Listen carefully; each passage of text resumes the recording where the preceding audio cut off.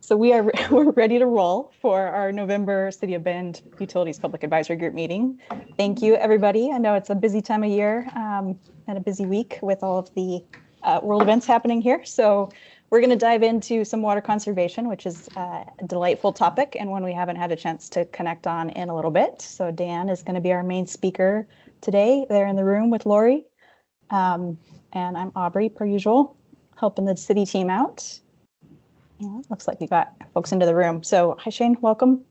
So our agenda today is really to share a little bit about the work that happened over the summer related to the water conservation program, and then a bit of the planning for 2025, and share some highlights of that, the turf replacement program, communications input, and also get this group's input moving forward. As Lori mentioned, so there's two things here. I wanted to share a little bit about the October meeting that we had last, which was a stormwater focus. More than a couple. We had a really nice discussion about how and kind of the importance of considering climate planning in the stormwater master plan, and some ideas on what might be useful as recommendations. And the data sets was one area that we spent some time on, including rain gauge data and infiltration rate data, and how that would be useful to help with forecasting and understanding trends in the unique Central Oregon space and in the microclimates that are part of the Bend region. So I would say those bullets up there on the upper left corner of the slide are two of the key pieces. We also had some input on different types of policy considerations, talked a bit about the design storm standard, having some kind of an evaluation interval to reassess the recommendations and come back and adapt as needed to any changes based on a data review. Also spoke a bit about the flood safety versus flood management idea, and potentially similar to fire resilience, addressing flood safety with that idea of individual responsibility and using that as a part of a solution strategy. And then thank you, Kristen and Rick, both for your emails after the meeting. Had some ideas on capture and reuse of stormwater that were discussed during the meeting, and then also via written feedback after the meeting. So thank you both for that.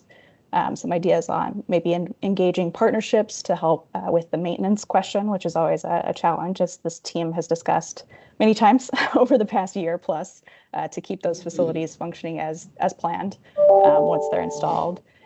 Ideas on incentives and code considerations, maybe using more private property or public spaces, particularly moving into that regionalization idea for stormwater facilities.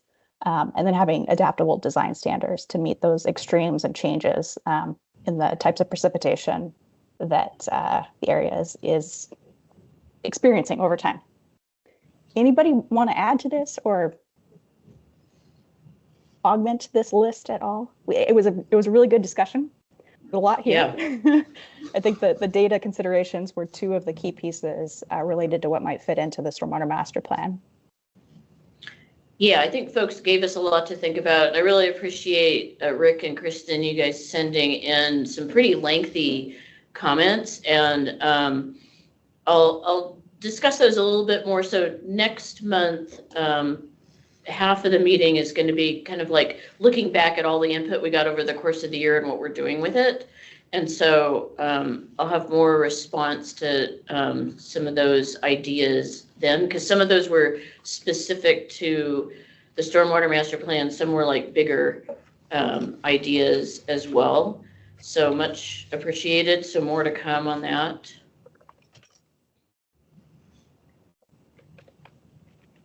Great. All right.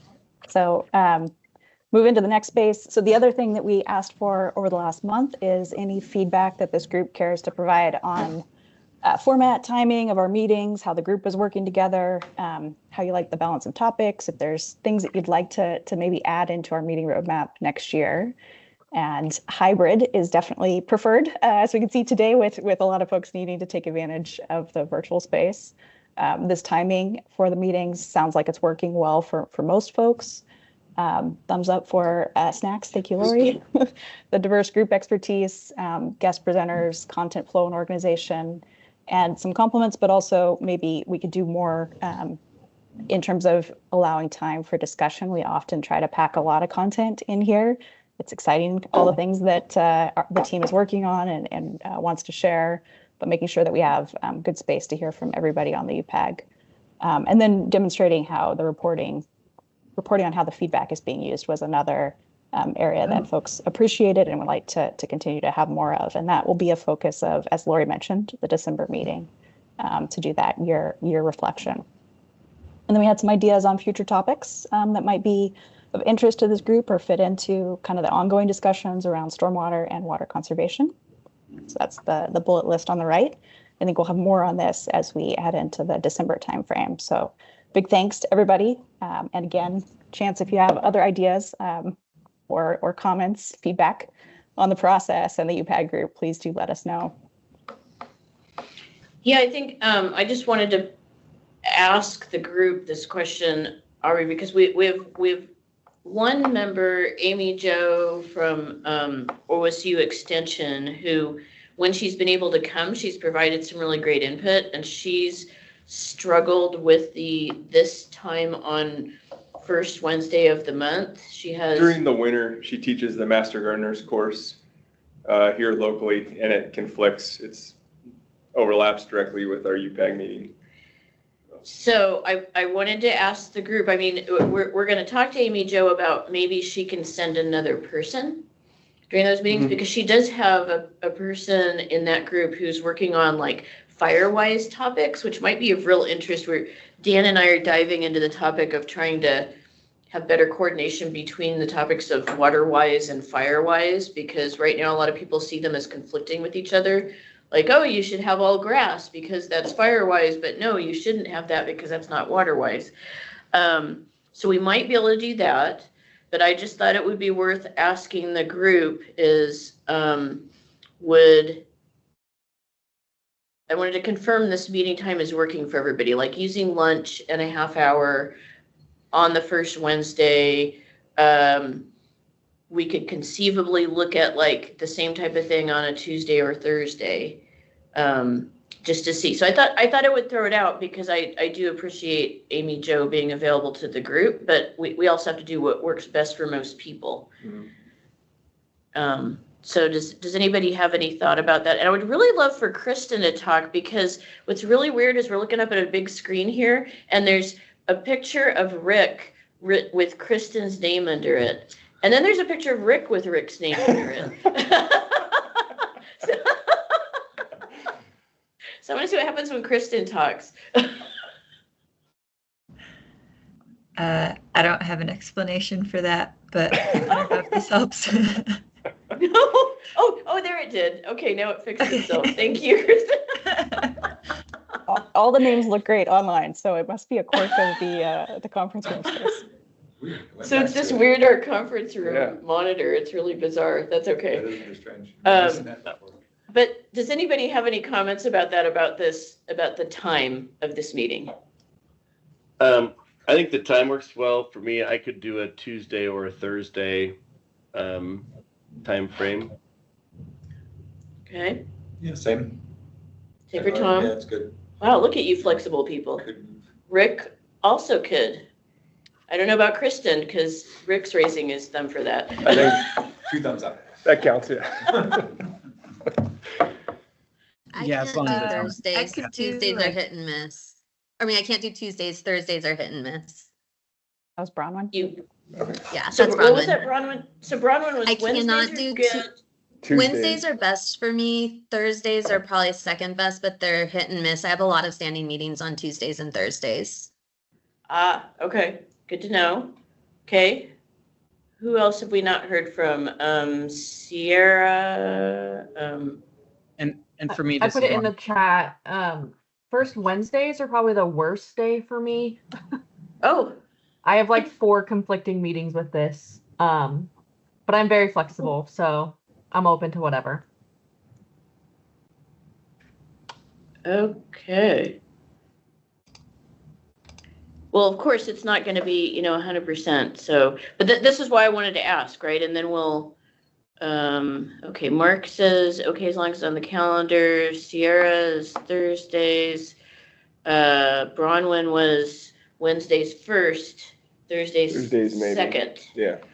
Okay. Shane, I see Shane typing.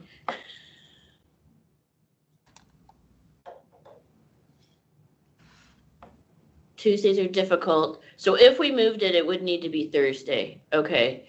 Bronwyn, is there a certain Thursday that's better than others, or is it just literally, like you said, hit or miss? It kind of depends. I think like someone else said, once it gets on the calendar, it'll be a little bit easier. Let's see. The second one is no good. The first one is okay-ish. Yeah, I mean it's hit and miss. Not the second one though. Okay. So I could probably make it work though. Okay, and then we'll circle back around on this. We can talk with OSU and. Yeah, and with Amy Jo, because I mean we're all kind of used to this date, so. I mean, my tendency is just to like, if it ain't broke, don't fix it. But let me just double check on these things. I really appreciate the comments. We'll double check with OSU Extension, and then we'll let everybody know, because I do want to get the dates on the calendar for the spring, and that's why I'm asking. And we do plan to hold a January meeting, but it's going to be the second week because at least because of the first. So how was that, Aubrey? Did we have anything else we should reflect on there? Unless anybody has other feedback, we're interested in kind of the format, the timing. Hybrid sounds good. Sounds like we've got maybe a little bit of flexibility on day of the week, and we can take a closer look at that. But just leave the air open here if somebody else wants to chime in. Any general feedback, what's working well, okay, or what you'd like to I'm going to ask about the in-person part of it, because like we have had people show up. I'm thrilled that Tom is here. We've had a few others who fairly regularly show up in person.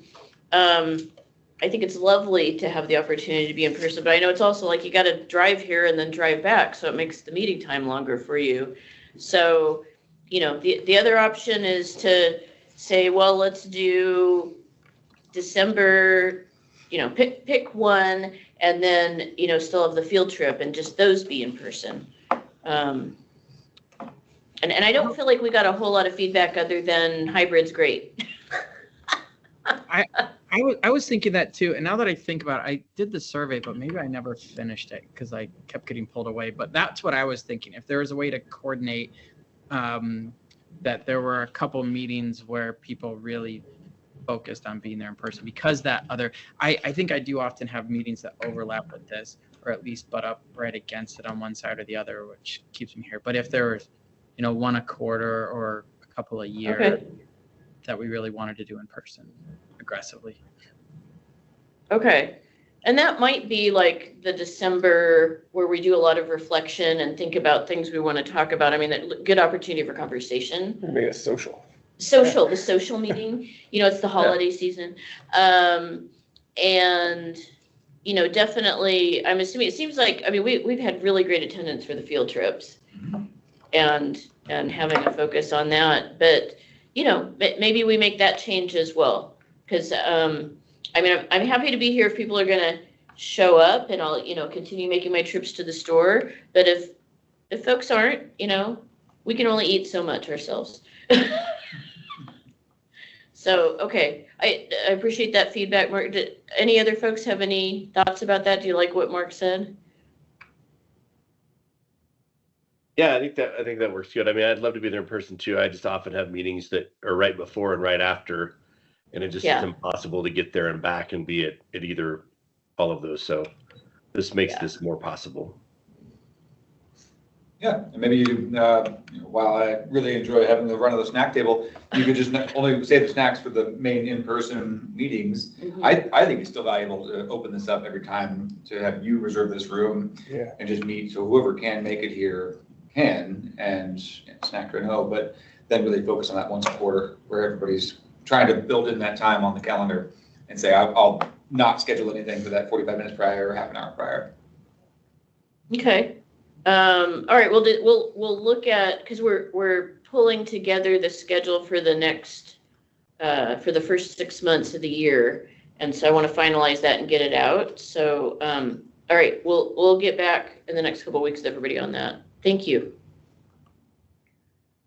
Great. And then Shane, saw your note on condensing to an hour as another idea there. I know we're challenged with all of the content to share and also leaving space for the discussion. So I'm curious about this one because I know it's often hard for us to squish. It feels like squishing sometimes into an hour and a half. And I think an hour might be challenging personally, but I'm curious for others' thoughts on that too.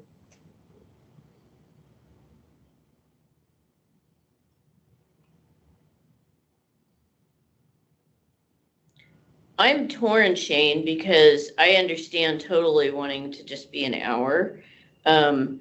We struggle as it is to have enough time for discussion with these because we want to make sure everybody has the background to be able to actually have a reasonable discussion.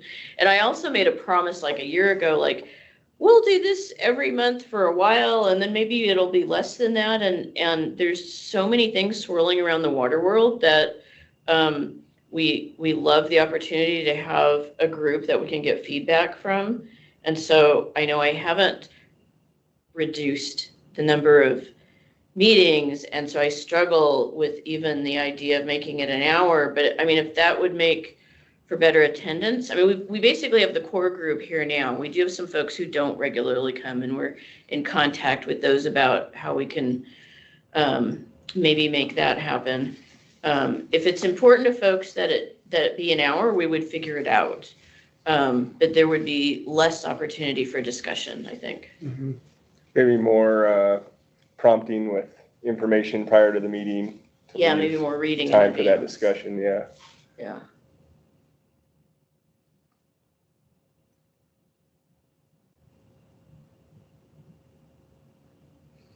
Okay. All right, well, we'll do some thinking about all of this. We will not make everybody happy. Including myself. We'll do our best, right? Yes. Thank you for your input. So big thanks to everybody. More on that here as we head into the December timeframe. And now, speaking of fun content, so Dan, water conservation. All right. Sweet. Well, good morning, everybody. Thank you for coming. Bear with me a little bit on this. We wanted to give some folks some preliminary information about the new program we launched this past season for the turf replacement. And so the first half of this is kind of just me reporting a little bit and giving you some background about what the program was and what our goals were. So sit back and relax, have a coffee or your tea or whatever you're drinking right now. And I do want to get your feedback and really interested in your feedback as we move into kind of program adaptation here over the next few months. We've got some lessons learned definitely from this year. We're currently developing our post-participation survey. So this is going to go out to all the participants in the program that successfully completed their projects, as well as those that applied but maybe didn't qualify. They had already started their project prior to applying. Project fell through for some reason. So we really want to get the feedback from everyone who was interested, whether they finished their project or not, to try to help us shape this next upcoming season. So I'll just start with, we launched this program as spring of 2024. As you may remember us talking about, this is one of the measures in our WMCP that we didn't initially launch right off the bat, just due to the high cost, right? We know with the price point, people love money. We're going to get the participation, the interest, because of the dollar amounts we're throwing out. But we didn't prioritize this because we were leading with the code, right? So we wanted to make it a standard before we paid people to retroactively take it out. But as you remember, maybe a few meetings ago, our priorities kind of shifted a little bit just based off of some new development forecasts and what it looked like as far as, how much landscape was there going to be affected by code if we pursued that. So our price point was $3 a square foot with a max of 1,000 square feet for people to remove. No minimum requirement, but there was a maximum and a cap of $3,000 per account, per water account. So if a customer had, let's say, 2 homes and one was a rental and one was their primary residence, they could apply if there were 2 separate water accounts. And our fiscal year funding was $75,000 per year. Next slide, please.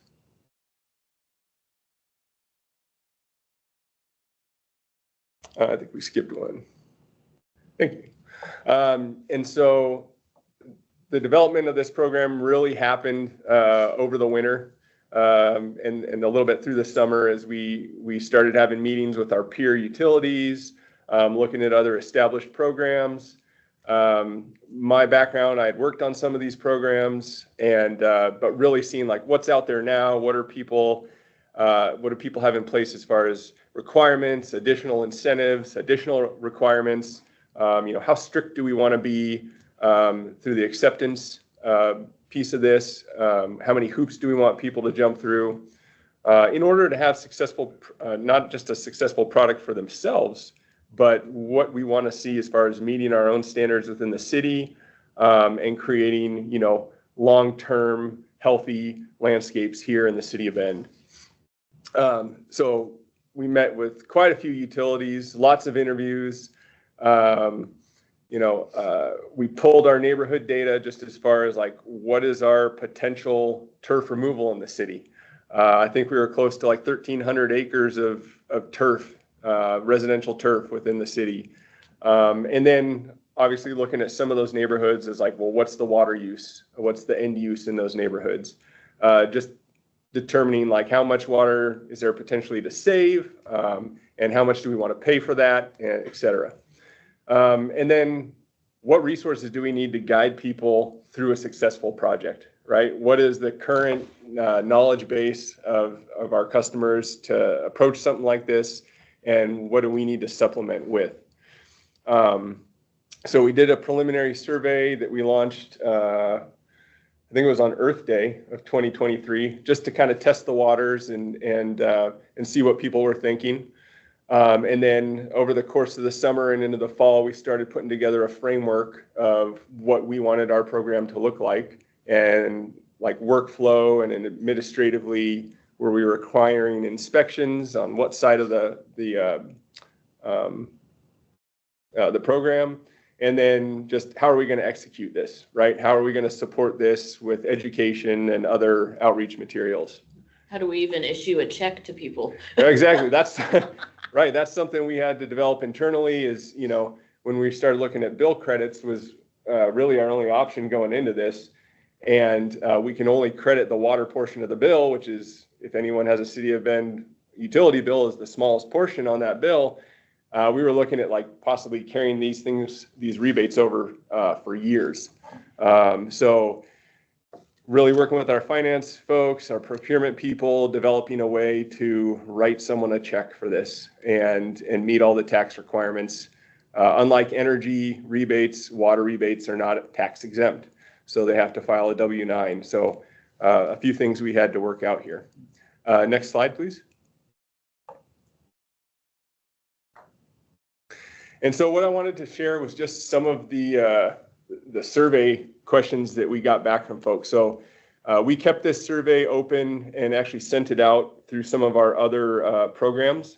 So our sprinkler inspection program, we have a end of season or end of year survey that we'll send out to folks just to tease interest. Like we want to find out about the program we provided, but also like, hey, well, we have you. Would you be interested in these types of incentives? So the ones we're looking at here are specifically from Earth Day, and really trying to get the baseline of, what motivates people, what do people think around the topic of water?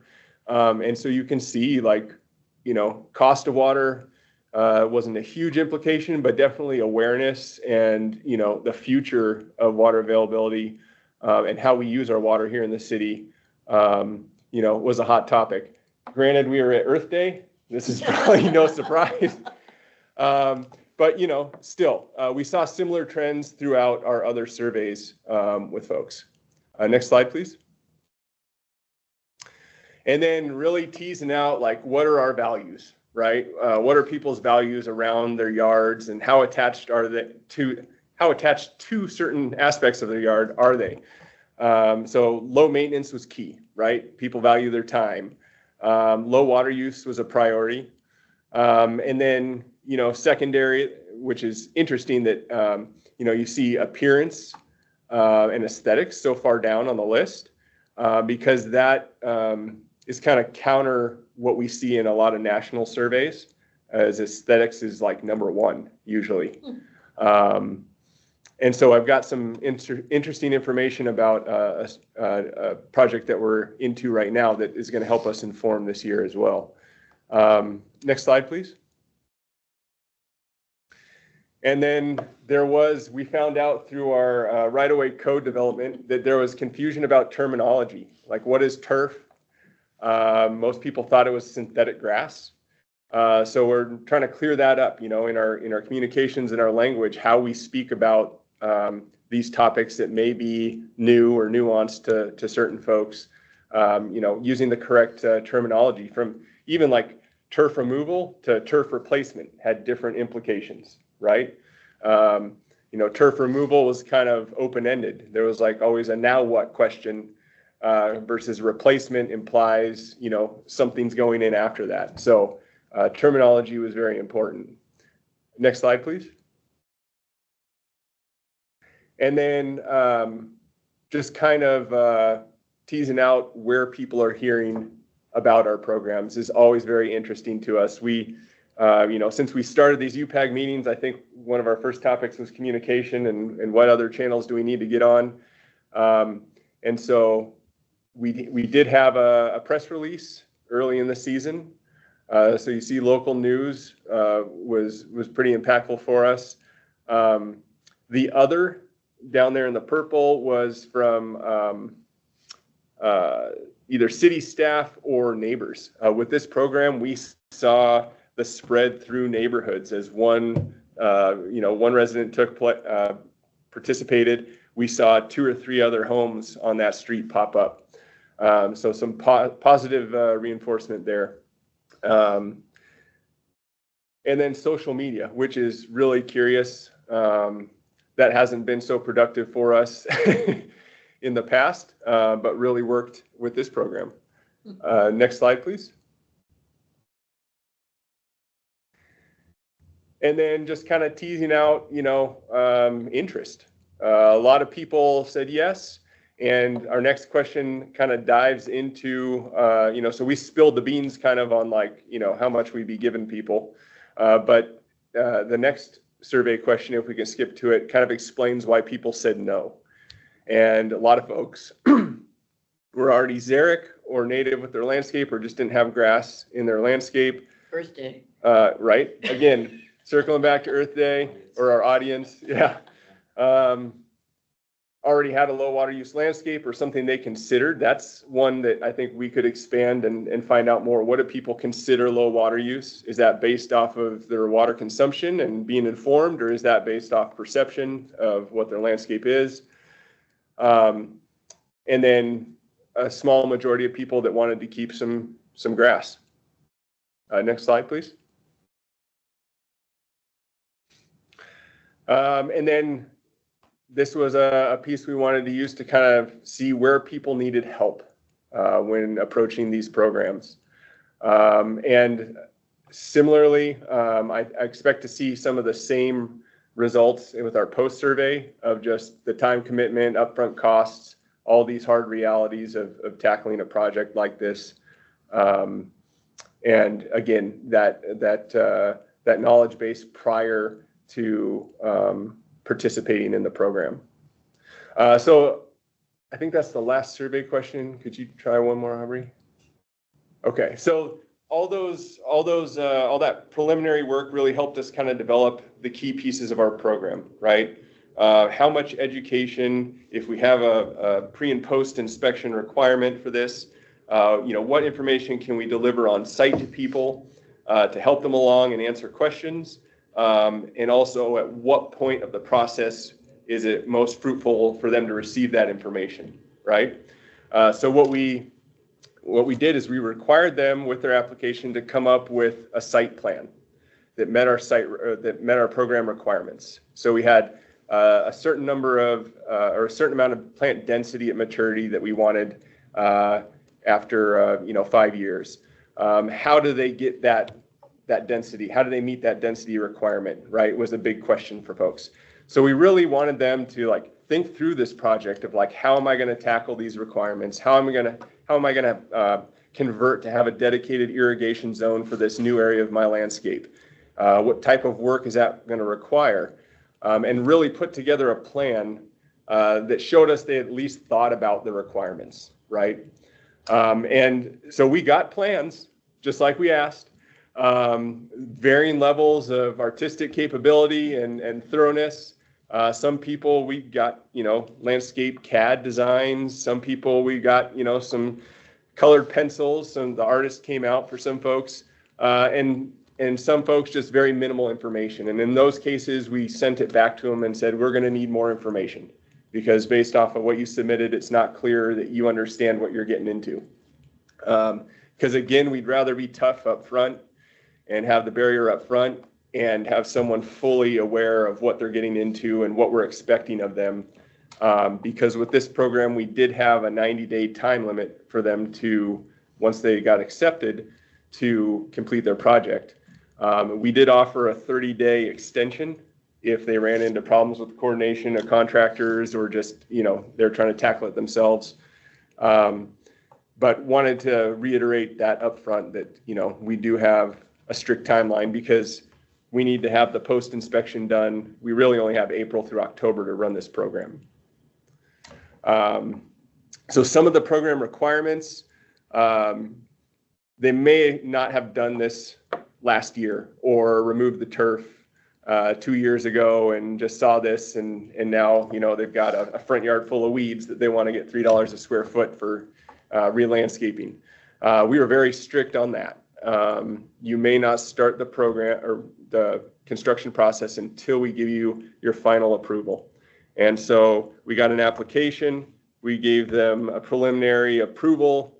All your paperwork looks good. We need to come out and do an on-site inspection. And that's where we came out and staff walked them through, okay, how are you going to make this drip conversion? Okay, this is how, you should lay out your drip line. This is where you might want to berm for stormwater considerations. All these things that, really help people, I think, get over some of the questions or the hurdles with their projects. And really, a lot of this was, once we had these conversations, people were like, oh, I don't think I'm going to tackle this. I think I need to find somebody, which is a tough reality, but we would rather have that decision being made than halfway through the project and they're not able to complete. And then we have to tell them we can't give them a rebate, after they put so much effort into it. No mixed zones. So this is an important thing we kind of wavered on, but we said, you know what, if we're going to be paying this much money, we want an improved system when we're done with this. So you cannot mix existing zones with your new project area. This required a little bit more work for someone to install a zone or, split an existing zone or to convert a larger area. But in the long run, it's going to be better for the water management for the customer once they're done with the project. We discouraged the use of herbicide for removing the turf. We did not prohibit it. That wasn't something that, you would get denied or kicked out of the program for, but really gave people two methods that we encouraged them to follow, which was mechanical removal with the sod cutter or the sheet mulching method, we call it. And it's basically, almost like a solarization or a decomposition method. It's a little bit tricky here in Central Oregon, but we did have several people that took advantage of that and had successful projects with it. Just a little bit more effort and more information that you need to accomplish it, the removal that way. We prohibited any type of weed barrier or plastic barrier in the landscape. We had tree protection standards. You cannot remove any trees through this project. And trees needed to have a separate irrigation zone or some sort of irrigation to them once the project was complete. And this is, a big lesson that, a lot of other cities learned over the years. People either not putting enough water to those trees or assuming they're mature and don't need any water, supplemental water afterwards. So that was a sticking point for us. And then no synthetic turf. Right now it's an option if they wanted to do that as part of their project. We would not rebate that square footage of the project. We did allow for permeable pavers though, as long as they weren't mortared. So we did have items that we encouraged but didn't require. So next slide, please, Aubrey. So storm or rainwater capture, so berming or rainwater capture devices, stormwater features if they didn't have one and there was, slopes or gradients, choosing native plant material over ornamental plants, again, avoiding the herbicide during demolition, incorporation of pollinator-friendly species for the new plant material, really trying to extend those corridors for pollinators throughout our urban landscape. And then, if they chose drip over a broadcast irrigation, those were all encouraged elements. We did require them to use high efficiency irrigation no matter what. So low precipitation, high efficiency heads, or drip was what we encouraged them to install. Dan, did we collect data on how many utilized some of these things, utilized methods to capture stormwater or utilized certain pollinator species or things like that? Yep. So we have some preliminary results we'll share here at the end. Oh. But yeah, that's something along with the water use that we're going to crunch this winter. Cool. Next slide, please. And so some program highlights. So for the education piece, we did a lot of in-person education. So at our field day event, we basically worked with 5 different local designers, and we set up free consultations for participants at the field day. They got 20 minutes, 15 or 20 minutes with a designer to go over their project specifically and offer advice and help. We briefed the designers beforehand of here's our program criteria. So, shape your suggestions around this so people are meeting our criteria. We got a ton of positive feedback from that. And I think people that I need to confirm, but I think we definitely had less questions, obviously, from folks that had that one-on-one time. The resource guidebook, we put together, quickly put together a step-by-step guidebook of just things to consider, kind of the steps of building a xeriscape, how to, call for locates, where to protect your trees, where is the drip line and the root zone you need to protect, and where you should do mechanical removal versus handwork to protect the trees. How to build recesses or subgrades so that your mulch and material isn't spilling over into the sidewalk or streets. And then we had a series of webinars for homeowners. We had a presentation we did through the Master Gardeners at their spring show, and then put together some resources as far as irrigation vendors, OSU guide publications for finding plants, nurseries and material vendors to kind of answer any of those questions and give people the toolkit that they need to get started. Next slide, please. So a few just quick program highlights. So we had I believe 85 approved applicants. We had upwards of 150 total applications. We had 58 out of those 85 approved applications, 58 completed projects. The difference was people that either started and before they had talked or confirmed with a contractor.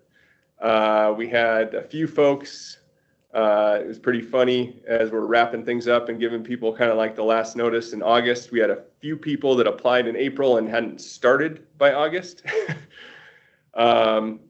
Or they had something that they did that did not qualify for the rebate. They took a different direction despite all education, and the end product did not meet our requirements.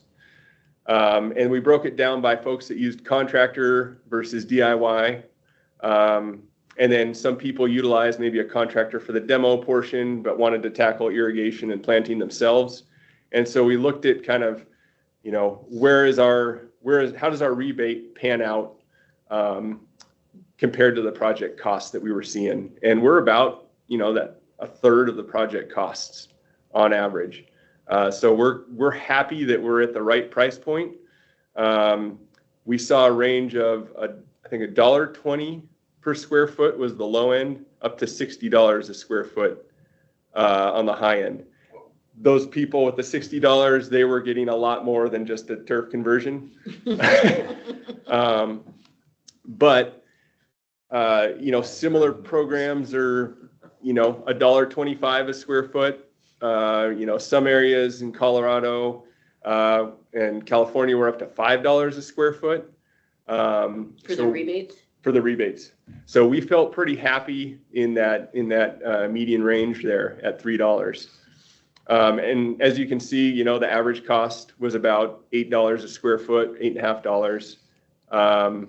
And of those 58 projects, we dispersed $125,000. And customers spent, you know, 3 times that almost, or just about. So I think, you know, we're happy with that right now. We had considered maybe lowering the rebate amount given the interest. That people were already kind of bought into this idea, and that would allow us to remove more square feet of turf. But I think what we're going to do is stay where we're at. Again, like Lori mentioned earlier, if it's not broke, don't fix it. What we're really interested in finding out this year is, were those just obviously people that were already thinking about this and eager, and this just got them off the fence? They were already going to take advantage of something like this or thinking about these types of projects. We had almost an acre of turf removed. So when we're looking at, you know, water saved, you know, post-establishment, our conservative estimates are almost 1 million gallons of water for these 58 projects. Again, it comes down to the maintenance. So many times as we talk about, you know, how people maintain those landscapes, even if it's native or low water use, will really, the truth will be told in the water use data when we start looking at that post-establishment year. So Dan, this is one of the water conservation measures that was evaluated with our 2021 update to our water management conservation plan. So you had a consultant, Medow's group, look at a ton of different types of water conservation measures and kind of do bang for the buck analysis. And the city chose 11 measures to work on. This was the 12th. Yeah. Dan and I decided to pull this one up because we thought it would be popular, and which it certainly was.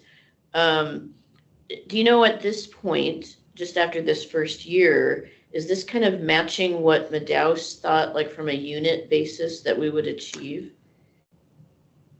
I will look at the end of this meeting. I can look that up real quick. I don't think we looked at it in the same units of cost per square foot. Okay. But I should mention that one of the things we're doing is we're taking now that we're kind of through our final rollout of all these programs, we're going to take that same conservation analysis tool, and where we used kind of national numbers or the best numbers we could find, representative numbers we could find to inform that tool, we're going to take our own savings and inputs and rerun that analysis and just see how close we were to that initial target. And so we'll have that exercise going on here this next year. Yeah, I'm interested on this one because this is, I mean, this is very popular. It's very visible. I love all those things about it. It's also, it's a lot of ratepayer money spent. And so this can generate some interesting conversation about this. So I want to acknowledge, you know, and if anyone's doing the math in their head, I know some of you are, the cost versus the water saved and, you know, our retail cost of water. This is still a very expensive, to Lori's point, this is still a very expensive program for us to operate. You know, I think eventually, you know, and this is kind of what I want to get your feedback on. As we adapt this program for its long-term tenure, you know, where is that price point? What are the other pieces of this that we can incentivize for folks?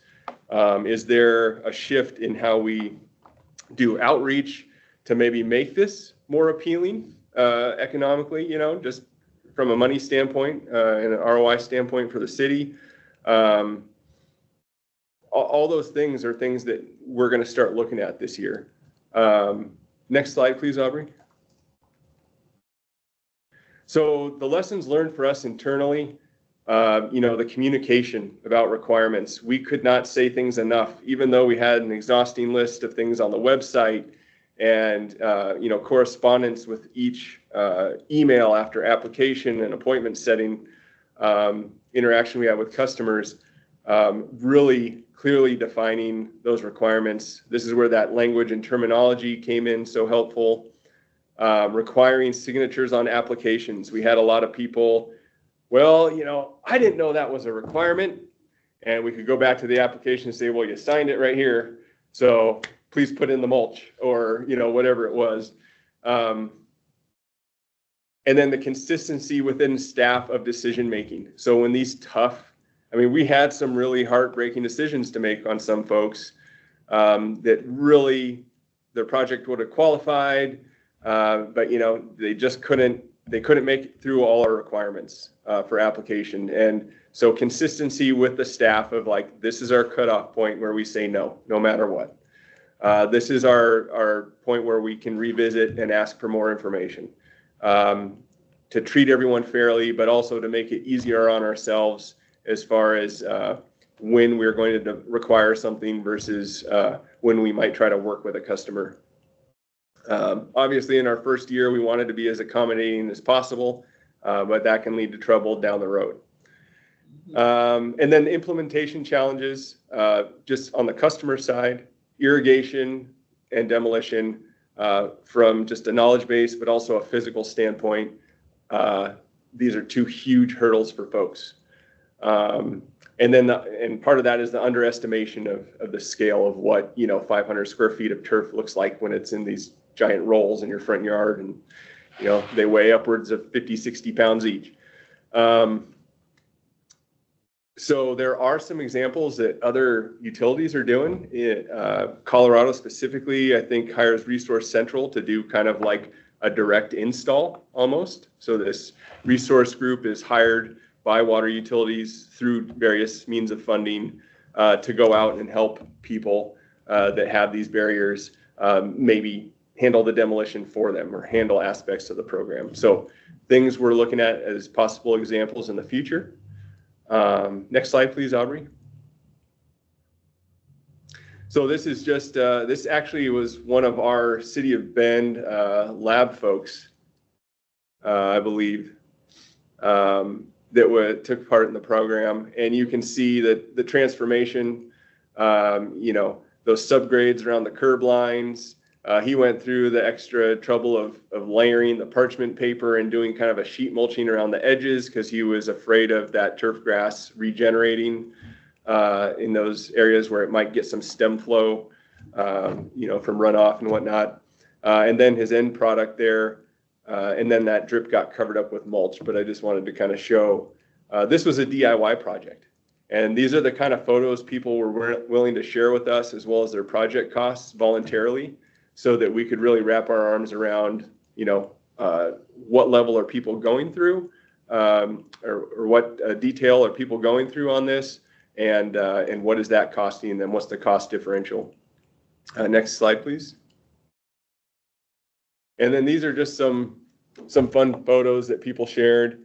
And so as we can just scroll through these, Aubrey, but you can see the level of detail that some people went through. You know, we always talked about this internally. It's like, we're not the taste police. We're not going to come and we can't. Some of these are very simple. Some of these you can tell people spent a little more time or had some creative elements in there. Some dry riverbeds, some swales put in, pathways. Don't show this one, the stormwater, but you see all the mulch piled up in the street. What?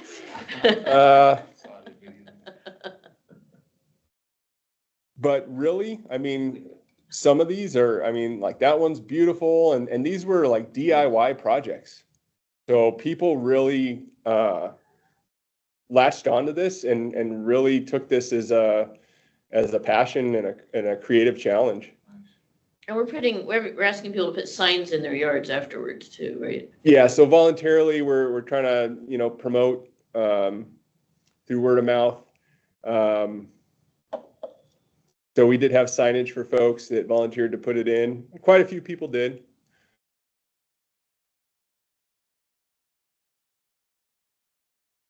This was an interesting one where you can see right around, I think it's a lilac. I'm not sure I can't tell from the picture here, but she started sheet mulching on her own. And this is one where I think they applied in April, and we worked with them throughout the whole summer. As she would kind of lose her passion and get frustrated of where this project was going. And then we'd come out and reinvigorate her. And the end product was phenomenal. She did this herself. Off to the left there, she had a paver patio. She took her paver walkway, ripped it out, redid a paver patio with a hammock and a nice place under a birch tree. Just really turned out well, but lots of hand holding here. So next steps. So this year, we're not taking applications yet. What we're doing is we're creating an interest list, which I think we have 50 people on already, maybe 60 people. And what we're going to do is the intent is we're going to have some required education this winter. And we're going to walk through all these lessons learned and the project requirements with folks and give them time to set up and get on the calendar with some contractors. So we don't have this mad dash, people calling contractors, trying to get on the schedule in April. And we expect some people, through the education piece will be dissuaded or decide to hold off. And that number will wane a little bit. And we'll start accepting applications in April for hopefully some shovel-ready projects or people that are more prepared. So we'll have those for contractors as well to kind of bring them up to speed on the program. So if customers are asking or calling them about the program, they know what the requirements are. And then also bringing in the property managers. So any of the decision makers that we can think of that may need to know or be able to take advantage of this program, bringing them in early and getting them educated. It's something I'd love your opinion on as far as targeted outreach as we talk about costs or barriers to entry. Should we have a certain amount of these places or reservations available, to go after those real high water users and really try to entice them to participate, or vice versa? Should we leave some of these open for maybe some low income sections of town customers? The interest list, if you get on it, that's going to keep you in regular communication with us so that you know what's going on and how to take advantage of the classes. And then again, the funding piece, right now, I think we're going to keep it the same for this second year. But we do have people reaching out to us. Not Landfill wants to offer free mulch to our participants. So that's maybe another incentive or another element we could offer folks. And then lastly, we are participating in a national research project, market readiness survey for these types of programs with the Alliance for Water Efficiency. So it's us and about 20 other utilities in California and Washington and Colorado. I think there might even be one in Delaware, interestingly enough, that are participating in this and really kind of tease out, what are those key pieces of information, what's working for folks who have existing programs, and what can help new programs like ourselves kind of get into the market there and have successful programs, learning from each other. And through that, we did send out a survey to our green industry folks, property managers, and some of our commercial customers to try to tease out how that customer subsect might be willing to take advantage, or there might be some opportunity to expand this program into those customer classes. So I think next is kind of our discussion point. Thank you for listening. Oh, one last thing, sorry.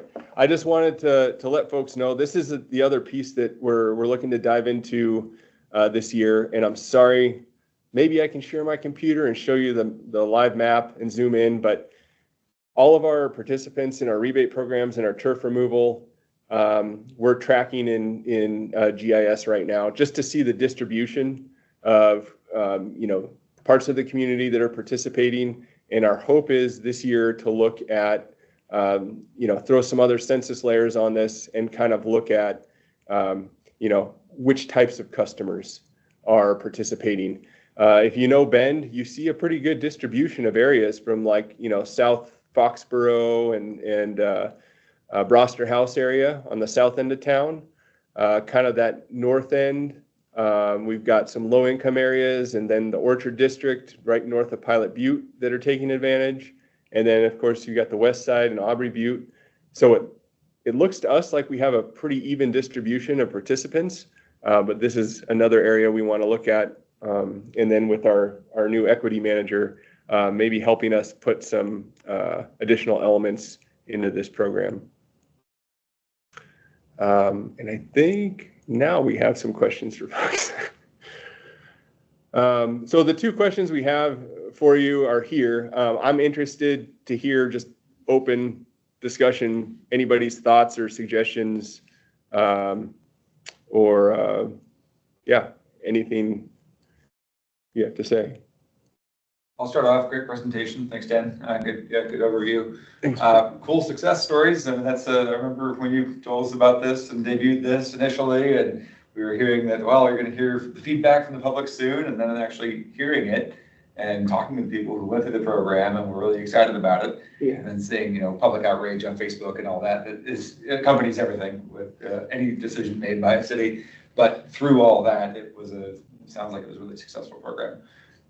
To the question, which just disappeared off the screen, but between high water users and low income, my default reaction goes to high water users, because you're still working through this process, looking to build a norm. So build this out as a normal process, and your bang for the buck is to save water. So your high water uses will achieve both of those. So you'd be saving more water through the project, and you'd be building a landscape literally across the city of Bend that this becomes more normalized. Mm-hmm. And that would be the goal. I think that neighbors look around and start to see you're going to have a couple of holdouts, but once the landscape generally starts turning to waterwise and turf conversion, it'll be easier to roll that into lower income areas, I would imagine.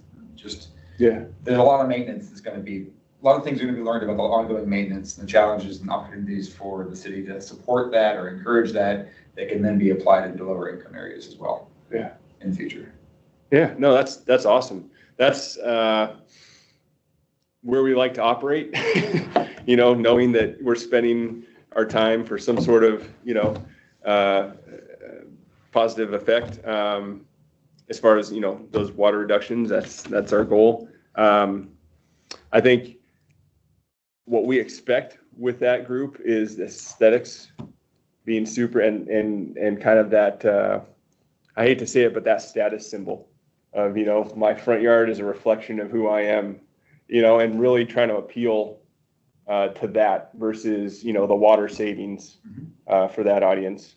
Does anybody else have any thoughts on, how we might communicate to that group?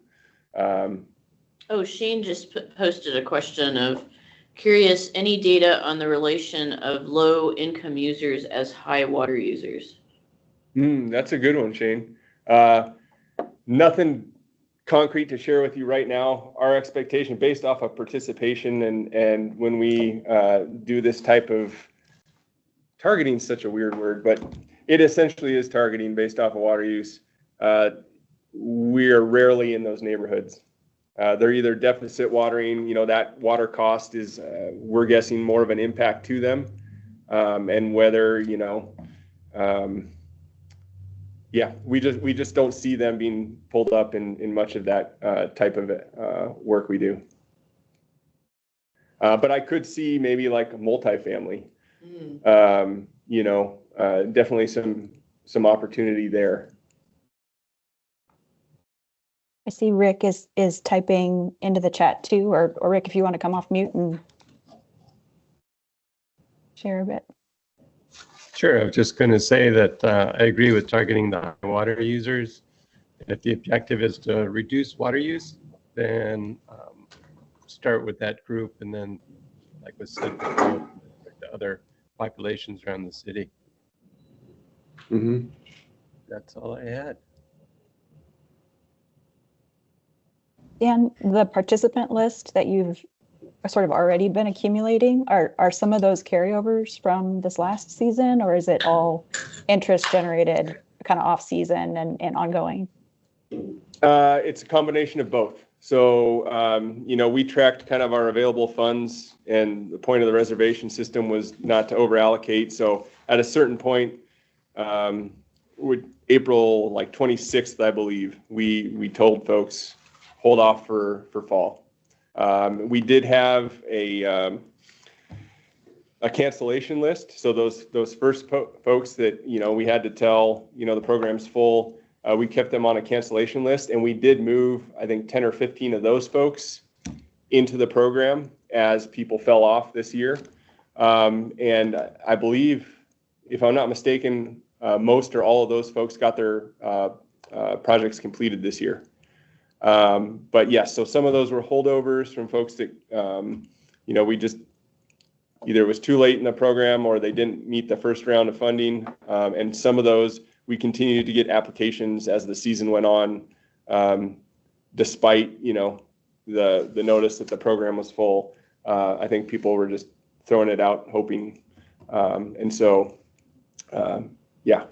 we just stay in communication with folks and let them know what the next step is. Other folks have thoughts about that? So the first question was about targeting amount of water used versus putting some effort to targeting lower income areas. I would agree with those that have spoken earlier, that I also think that targeting the program towards users that have a higher water use seems to make the most sense. But I do think that if there is an overlap, like if there are high water users that are also lower income, there could maybe be additional assistance, or maybe like two different tiers of the program, where maybe those with lower incomes have a little bit more extra support. But I think high water use should be first priority, and then if users are both high water users and lower income, I think it could be good to look at other options for additional support. Okay. Yeah, good point. I mean, Lori and I, we kind of discussed, and I guess, from what I described today, I know we didn't, look at the application, but is there a feel from anyone that we had a lot of requirements or too many requirements?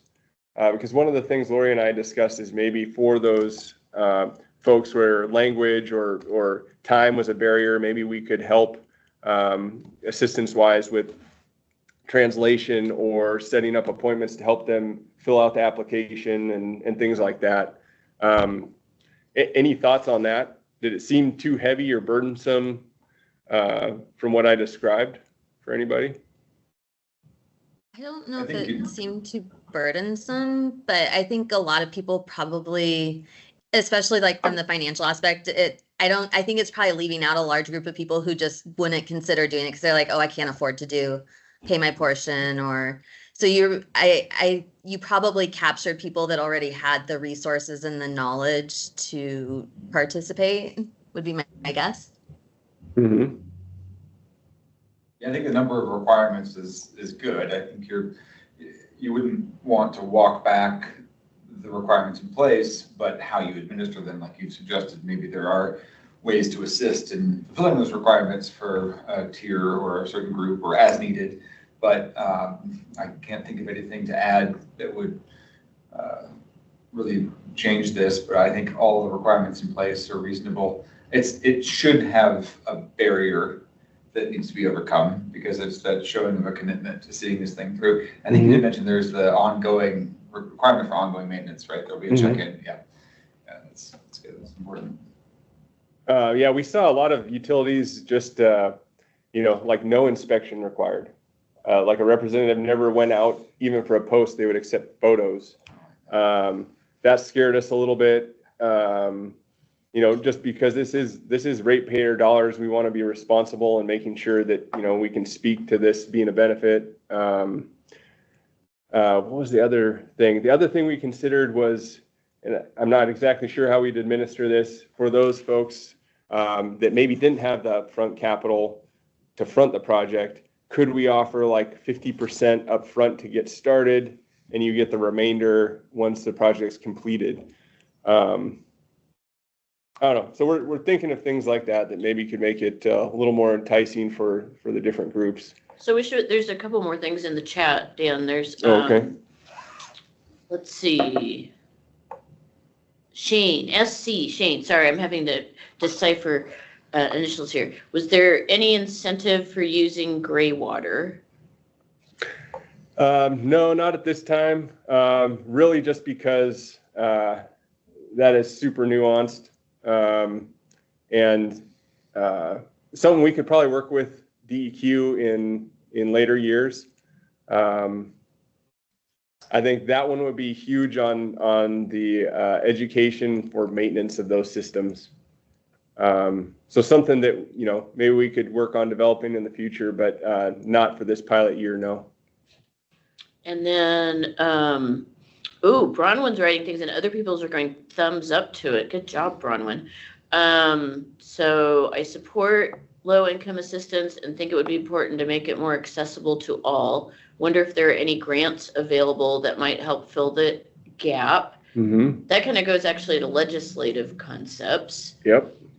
One thing through, I'm not sure if we'll just be doing it through the city of Bend. We might be pushing it through Central Oregon Cities Organization or League of Oregon Cities, is the idea of there's going to be a big water package put together legislatively by Representatives Helms and Owen, and hoping that one of those items might be grants to water conservation programs. And it's been specifically mentioned for things like rebates.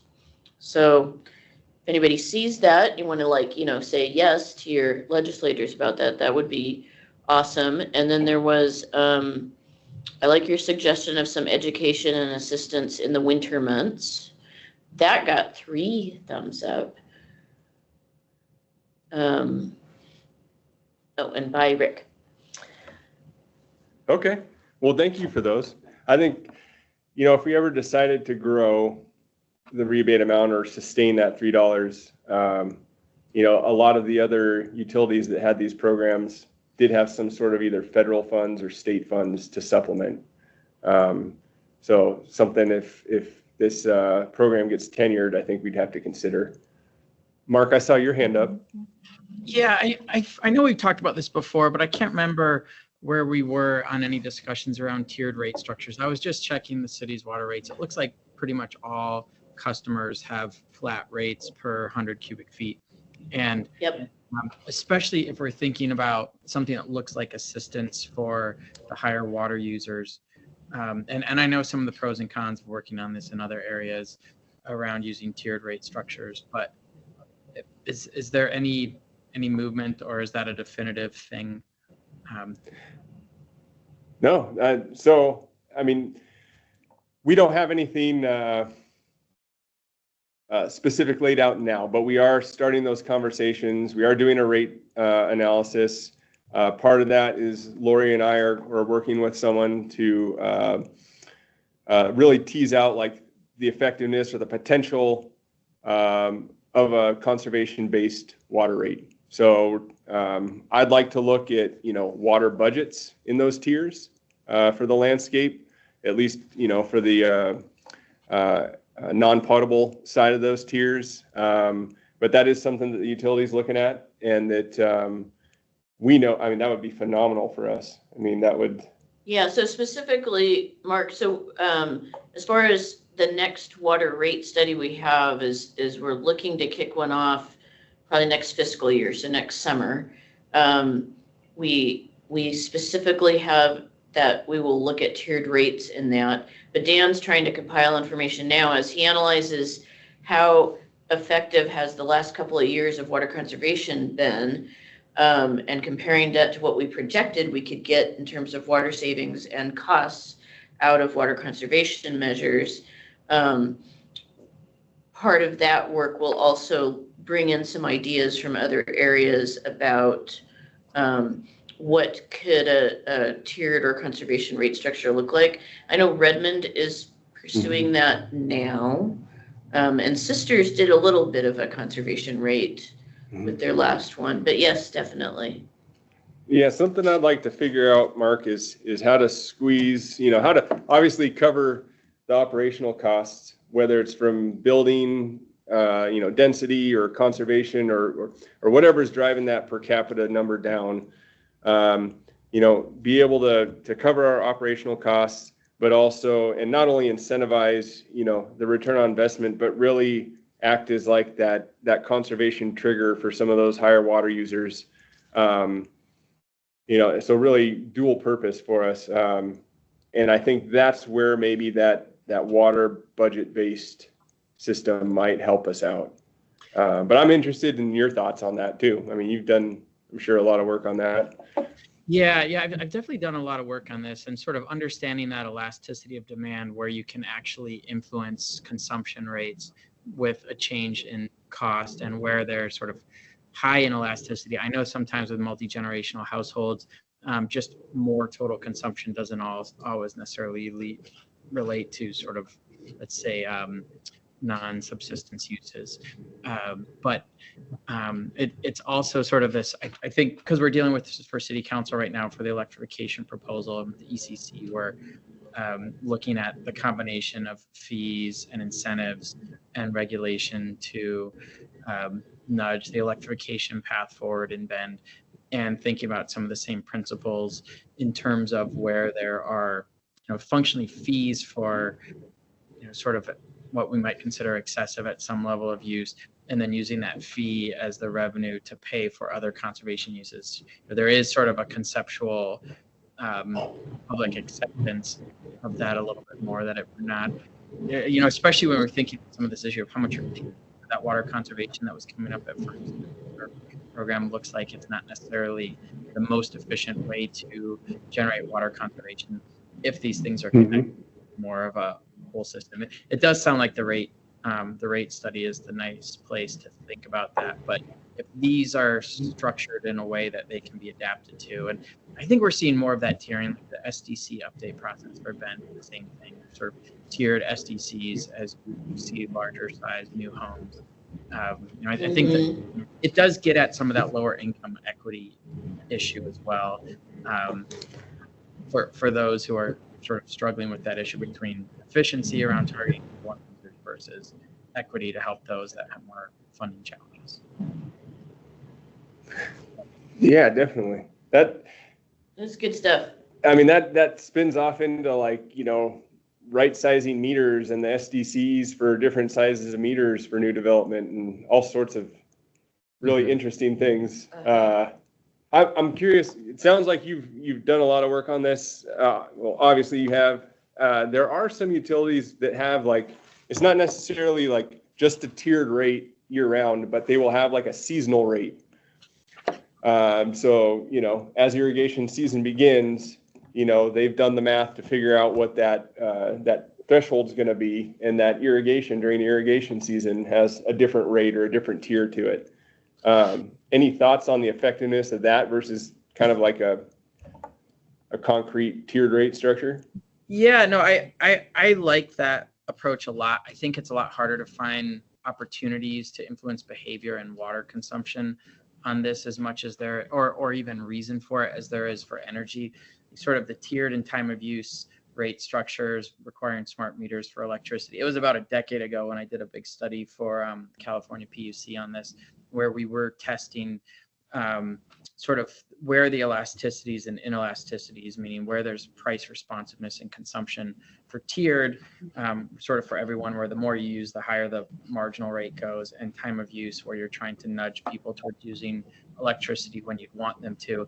And I don't know if there's a similar piece. I guess if they're pumping costs, you might care about the timing. I don't know if there's sort of daily or weekly system reasons you'd want to nudge people on water consumption. People don't really definitely from our irrigation season, that's primarily wells, so the huge energy cost in pumping that water versus surface water. Yeah. Okay, so that would make sense. Yeah, and the litter, I don't know if any of you have ever looked into this when I'm talking about elasticity, sort of that price responsiveness. I'm happy to, share some of that, but it's basically the slope of the demand curve, how much the demand changes in prices. And there's a lot of good data on that because we have sort of market studies and lots of places that have piloted and experimented with this, and we've done some of that. So yeah, I think the nice thing about that is then you can also use it to look at where there's opportunities to influence behavior and where there are good substitutes, and where there's sort of where people are willing to change their timing of consumption, and it would really be helpful for you if they change their timing. Yeah. Oh, definitely. That's something we've talked about for years, just as far as that peak hour, right, on that peak day. And I think, some people have tried it through, remote manipulation of, using smart controllers. And I think they did it in actually like Bruce Springsteen's neighborhood. So it was a very affluent neighborhood. And they agreed to have these controllers put in and have it externally manipulated during those peak hours. They would basically postpone an irrigation to the next day. Wow. And see the effect of that. I mean, you could really get down the Big Brother rabbit hole of this, but I mean, that's definitely a reality of something like we're looking to, and the intent of like our watering days and hours, right, is all about that reservoir recharge and that peak demand on our system. Yeah, so, right now we just have it as like a code compliance item. Yeah. It'd be interesting to talk about it as also like incentive based in terms of what it does to your water bill or something. Yeah. There's a lot of that in the energy market. And there also is in terms of road pricing or congestion pricing. We've done studies where you have sort of a tracking price and people are given a budget and then they pay. We did a PSRC on this to sort of see where people will change their routes and change the timing of their driving, these things to deal with. A lot of the toll optimization work in Puget Sound around Seattle and then also in Southern California is sort of tied on those kinds of principles. And there probably are others as well. So I think there's a lot of precedent for doing something. I think the key would first be identifying where you'd like to change behavior. It sounds like that peak hour might be the target for it, but maybe that's. So this sounds like a great discussion to think about having as we get closer to kicking off that study. I love this idea. Thank you. I know we're getting close on the end of time here. Did we accomplish most of what you wanted to accomplish, Dan? And also I wanted to share with everybody as like an end thing, I'll share my screen. Wait a minute. Hold on. Because, let's see. Is Elizabeth's little one? Oh. That's Elizabeth's new baby. So you guys some of you might remember that Elizabeth talking about going out on maternity leave. So, our stormwater manager, Elizabeth. So I'm doing 2 jobs for 4 months. But Elizabeth will be back in March. But this is Claire. She said I could share this, and she was born on Sunday. So, anyways, the future, everybody. Anyway, sorry. So back to Aubrey and Dan. How am I going to top that? I know. Come on. Is there anything else, Dan, you wanna ask the group here in closing? I don't think so, but I think this topic definitely something we want to revisit probably this winter as we start working on this. Yeah, thank you everyone for the feedback. I really appreciate it. It kind of solidifies like where our heads at right now moving forward, but we always want to be open to ideas of how we can be inclusive in our programs and our outreach and responsible with our funding. So very appreciative. Yeah. Thanks, everybody. So our next meeting's what, December something, Aubrey? Yes. All right. So I'd say the January date, tentatively, we're looking at January 8th. That's the second Wednesday of the month. Yeah, I'll go we ahead talked and about send that that, one but- out. If we make a change, we'll do it after that. I'll get this on everybody's calendars. And then December 4th is our next up, and we have kind of two pieces that we're planning. So Trista and Austin, I believe, will be coming back to share a little bit about the Stormwater Master Plan CIP process. Yes. And then we'll also spend some time with Lori and the crew here and walk through some of the ways the UPAG feedback is being used, kind of look through the calendar and want to hear from this whole group too. I know some folks shared takeaways from the UPAG process in the survey feedback, but we're interested in what stood out to everyone here in the room as well, or if there's open questions that you still have based on the topics that we've been revisiting over the several months. So I'll have goodies here. So that's the December meeting. We said we should have at least a couple in person. All right. Thanks, everybody. Thank Call it you. a wrap. Appreciate everybody's time.